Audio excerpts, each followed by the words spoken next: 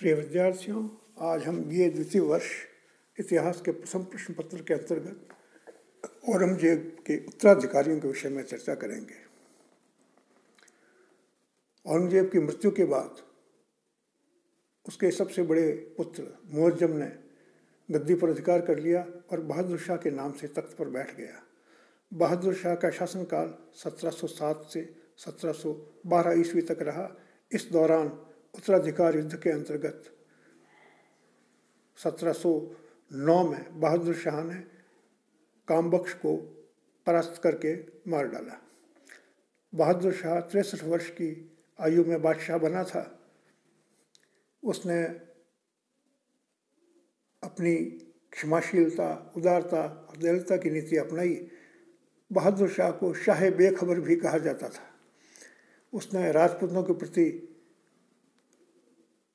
औरंगजेब की नीति के विपरीत नीति अपनाई। उसने उन पर नियंत्रण करने का प्रयास तो किया, लेकिन फिर भी उसने उन्हें आमेर के राजा सवाई जय सिंह और जोधपुर के राजा अजीत सिंह को अपना प्रमुख सहयोगी बना लिया।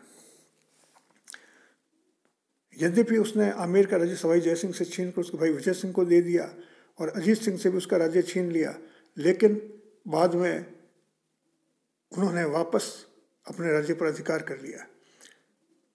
मेवाड़ के महाराणा से भेंट करके महाराणा ने उन्हें पर्याप्त सैनिक सहायता का वचन दिया और 1708 में राजपूत सिंह सेना ने जोधपुर पर आक्रमण करके मेहरानगढ़ दुर्ग मुक्त करा लिया। इससे मुगलों की प्रतिष्ठा को गहरा धक्का लगा, लेकिन बहादुर शाह ने जय सिंह, अजीत सिंह को मनसब प्रदान करके राज्य तो वापस लौटा दिए, परंतु आमेर और जोधपुर को खालसा में ही रखने का निश्चय किया। इस पर राजपूतों ने पुनः आक्रमण आरंभ कर दिए। सिखों के भी विद्रोह शुरू हो गए थे। बादशाह सिखों के विद्रोह को राजपूतों के विरोध से अधिक खतरनाक समझता था, अतः उसने राजपूतों से समझौता करके सवाई जय सिंह और राठौड़ अजीत सिंह को उनके राज्य वापस लौटा दिया। इस प्रकार वह राजपूतों के विरुद्ध कोई प्रभावी कार्रवाई नहीं कर सका। उसकी राजपूत नीति विफल रही।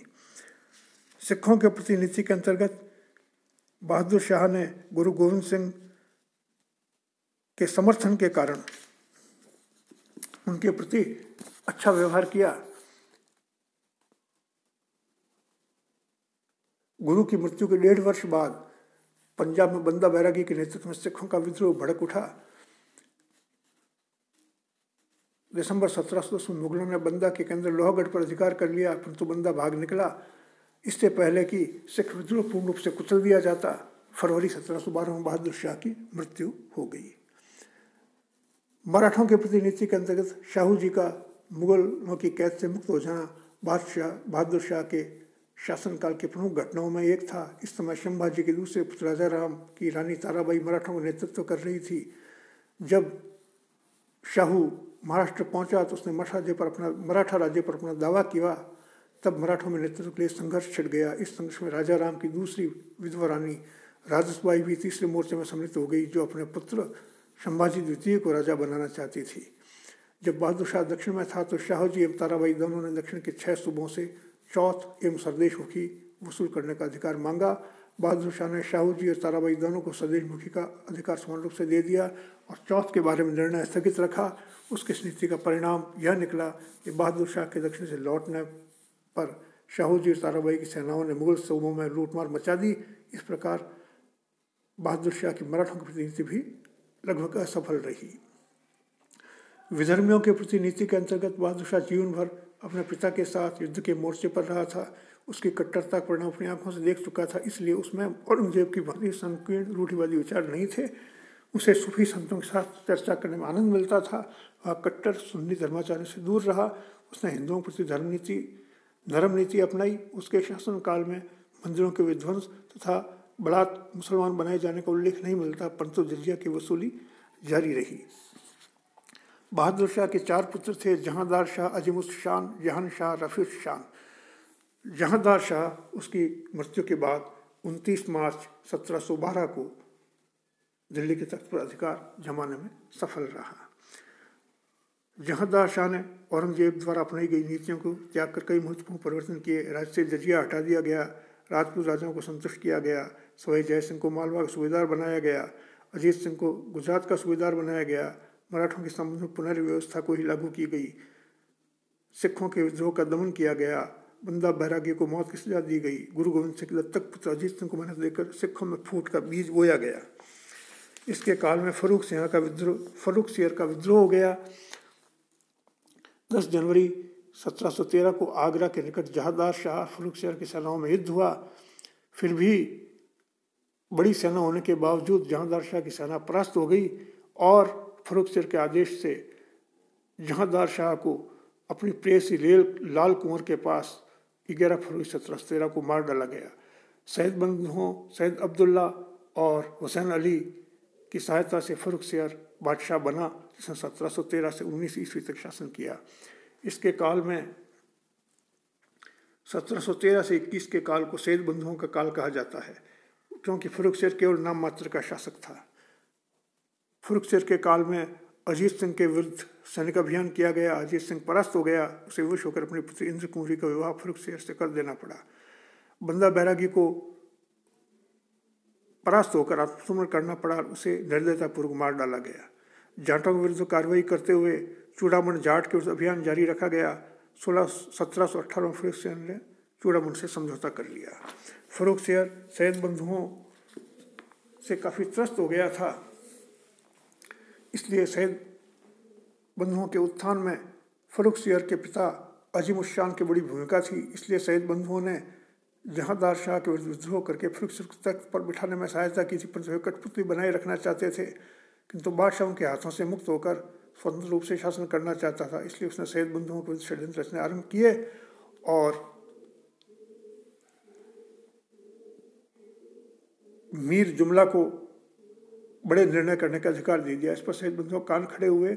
इसके बाद फर्रुख सियर ने हुसैन अली खां को राजपूतों के विरुद्ध सैनिक कार्रवाई करने का आदेश दिए और सवाई जय सिंह को गुप्त रूप से लिखा गया यदि शहीद हुसैन अली को खत्म कर दे अजीत सिंह को पुरस्कृत किया जाएगा। हुसैन अली को षड्यंत्र की जानकारी मिल गई। उसने अजीत सिंह को मिस्र में मिला लिया। षड्यंत्र विफल हो गया। इस प्रकार दोनों के बीच षड्यंत्र प्रति षड्यंत्र चलते रहे और सैयद बंधुओं ने फर्रुख सियर को तख्त से हटाने का निर्णय कर लिया। दक्षिण में सैयद हुसैन अली ने 1719 में मराठों से समझौता कर लिया और जाट नेता चूड़ामण ने सैयद बंधुओं का साथ दिया। 17 फरवरी 1719 को जोधपुर के महाराजा अजीत सिंह ने सैयद बंधुओं की सहायता से दिल्ली के लाल किले पर अधिकार कर लिया। महाराजा ने लाल किले के दीवाने आम को अपना आवास बनाया। वहीं घंटों और शंख ध्वनियों के बीच हिंदू देवताओं की पूजा की। 3 दिन लाल किले को अधिकार में रखा। फर्रुख सियर भाग कर जाना में छिप गया। 3 दिन तक वहाँ से नहीं निकला। रफीउद्दौला जाट को दिल्ली का बादशाह घोषित कर दिया गया। महाराजा अजीत सिंह के आदेश पर रफीउद्दौला ने हिंदुओं पर से जजिया उठा लिया। हिंदुओं को तीर्थ यात्रा कर से मुक्त कर दिया। फर्रुख सियर को बाद में हरम से नंगे सिर नंगे पैरों घसीटते हुए गालियाँ देते हुए पीटते हुए निकाला गया और बाद में अंधा करके कैद में डाल दिया गया, गला घोंटकर मार डाला गया। सैयद बंधुओं ने फर्रुख सियर को तख्त से उतार कर रफीउद्दौला जाट को बादशाह बनाया, परंतु वह बीमार रहता था। 3वें बाद उठाकर उसके बड़े भाई रफीउद्दौला जो शाहजहां द्वितीय कहलाया के नाम से गद्दी पर बिठाया। इन दोनों बादशाहों को सैयद बंधुओं ने विष देकर मरवाया था। रफीउद्दौला की मृत्यु के बाद सैयदों ने बहादुर शाह के बड़े लड़के जहान शाह के लड़के मोहम्मद शाह को सिंहासन पर बिठाया, जिसका नाम रोशन अख्तर था। यह मोहम्मद शाह रंगीला के नाम से नियुक्त था, प्रसिद्ध था, जिसने 1719 से 1748 ईस्वी तक शासन किया था। उसके शासन काल में ही सैयद बंधुओं का अंत हो गया। बादशाह अय्यशी में डूबा रहा। इसके काल के अंत मुगल साम्राज्य के सभी सामंत अलग अलग राज्य स्थापित करने लगे। सआदत खान ने अवध में, मुर्शीद कुली खान ने बंगाल में और चिलकिलिच खान जो कि निजामुल मुल्क कहलाया, उसने हैदराबाद में अपना पृथक शासक क्रमशः 1722, 1727 और 1732 ईस्वी में स्थापित कर लिया। 1737 में फारस के शाह नादिर शाह ने भारत पर आक्रमण किया। वह कंधार और लाहौर को जीतता हुआ 1739 में गर्मी में करनाल तक आ गया। उसने दिल्ली पर आक्रमण किया। उसके सिपाहियों ने दिल्ली के लाल किले में रहने वाली बेगमों, शहजादियों और बड़े बड़े अमीरों की स्त्रियों का शील हरण किया। 30,000 आदमी मार डाले गए। अंत में महमूद शाह ने नादिर शाह को 70 करोड़ रुपए देकर उसके द्वारा किया गया विनाश रुकवाया।